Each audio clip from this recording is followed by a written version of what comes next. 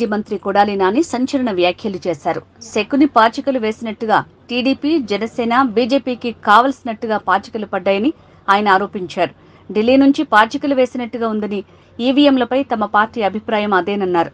మంచి చేశాం, అయినా ఎందుకు ఓడిపోయామో అర్థం కాలేదని వ్యాఖ్యానించారు. ఏదేమైనా కార్యకర్తలకు అండగా ఉండాలని జగన్ చెప్పారని, ఆ మేరకు ముందుకు వెళ్తామని కొడాలి నాని తెలిపారు.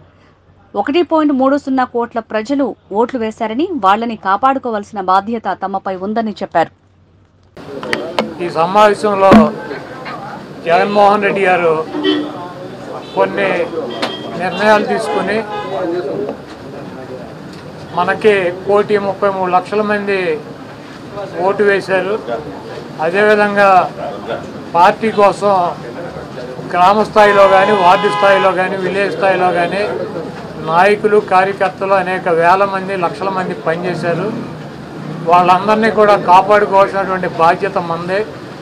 మీరు తప్పకుండా నియోజకవర్గాల్లో ఒక వారం రోజులు పర్యటన చేసి దాడులు జరిగినటువంటి మన నాయకుల మీద కానీ, కార్యకర్తలను కానీ మీరు అండగా ఉండాలని, అదేవిధంగా రాబోయే రోజుల్లో నేను కూడా గాయపడినటువంటి తెలుగుదేశం పార్టీ అల్లరి మూకలు చేసినటువంటి దాడుల్లో ఇబ్బంది పడినటువంటి ప్రతి కుటుంబానికి దగ్గరికి నేను వస్తాను, వాళ్ళకి అండగా ఉంటానని చెప్పి జగన్మోహన్ రెడ్డి గారు చెప్పారు. అదేవిధంగా మన జరిగినటువంటి ఎన్నికల్లో ఇంత మంచి చేసి ఇన్ని రకాలైనటువంటి సంక్షేమ కార్యక్రమాలు అందించి మనం ఓడిపోయాము. ఇది ఒక మిరాకిల్గా ఉంది. దేశవ్యాప్తంగా కూడా మన దగ్గర ఆధారాలు లేవు, అయినప్పటికీ దేశవ్యాప్తంగా మరి శకుని మామ ఎలా అయితే పాచికలు ఎలా కావాలంటే అలా వేస్తాడో, అలా తెలుగుదేశం పార్టీ, జనసేన, బీజేపీ కావాల్సినట్టు అక్కడ పాచికలు పడినాయి అని చెప్పి మా పార్టీ కానీ, జగన్మోహన్ రెడ్డి గారిది కానీ, మాది కానీ అభిప్రాయం. అదేవిధంగా రేపు రాబోయే రోజుల్లో ఈ 6 నెలలు కూడా కొంత టైం ఇచ్చి చూద్దాము. ఆ తర్వాత చంద్రబాబు నాయుడు చెప్పినటువంటి దొంగ హామీలని ఎట్టి పరిస్థితుల్లోనూ నెరవేర్చలేడు. ఎందుకంటే ఇవాళ చూసాం, సూపర్ 6 అని పెట్టాడు. ఆ సూపర్ 6లో 18 సంవత్సరాలు దాటినటువంటి ప్రతి మహిళకి 1,500 పెన్షన్ ఇస్తా అన్నాడు. రేపు 1వ తారీఖు ఇస్తున్నాడా? దాని గురించి మాట్లాడట్లా.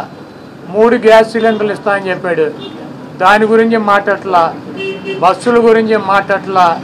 అదేవిధంగా బీసీ కానీ, ఎస్సీ కానీ, ఎస్టీ కానీ వర్గాలకి 50 సంవత్సరాలు దాటిన వాళ్ళకి పెన్షన్ ఇస్తానని చెప్పాడు సూపర్ 6లో.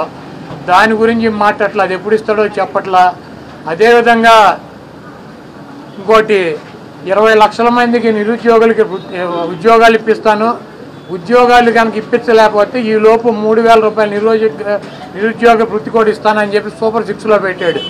మొన్న తెలంగాణలో హరీష్ రావు గారు మాట్లాడుతూ చెబుతున్నాడు, చంద్రబాబు నాయుడు గారు చెప్పిన వాగ్దానాన్ని ఏమీ చెప్పాడు. 1000 రూపాయలు ఈయన పెంచింది. ఇప్పుడు వచ్చి 3,000 ఆల్రెడీ ఇచ్చేది జగన్మోహన్ రెడ్డి గారు. 3,000 ఇస్తా అంటే ఈయన వచ్చి 1000 ఇచ్చాడు. మీరు అక్కడ 2,000 ఇస్తా అంటే రేవంత్ రెడ్డి 4,000 చేయాలి కాబట్టి అక్కడ ఇబ్బంది పడుతూ ఉంటాడు. ఇంకా ఈయన సూపర్ 6 అని చెప్పి ప్రతి మహిళకి 1,500 రూపాయలు ఇస్తాడు 18 సంవత్సరాలు దాటిన వాళ్ళకి. మరి ఆ వాగ్దానం ఎప్పుడు చేస్తాడు? రేపు 1వ తారీఖు ఇవ్వరా?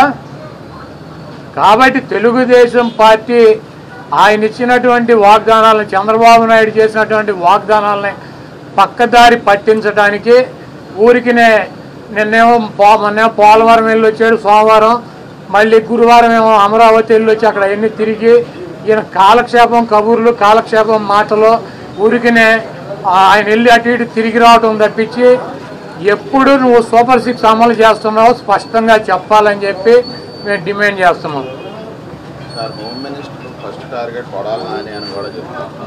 ఇప్పుడు ఇది ప్రజాస్వామ్య దేశం. ఎవరిని టార్గెట్ చేసుకున్నప్పుడు నేను పోయినంత మాత్రాన నన్ను టార్గెట్ చేస్తే వైఎస్ఆర్ కాంగ్రెస్ పార్టీ ఏం ఆగదు. జగన్మోహన్ రెడ్డి గారు ఇంటికి కూడా వీళ్ళు ఏం పీకలేరు. నన్ను కాదు, జగన్మోహన్ రెడ్డి గారినే టార్గెట్ చేస్తారు.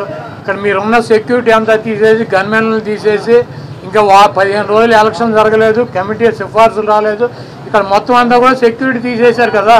తీసేసి ఎల్లో మీడియా కెమెరాలు పట్టుకొచ్చి జగన్మోహన్ రెడ్డి గారి ఇంట్లోకి ఎట్టేళ్ళాలి, గోడకు ఎట్టేళ్ళాలి, ఇవన్నీ కూడా వాళ్ళే చూపిస్తున్నారు.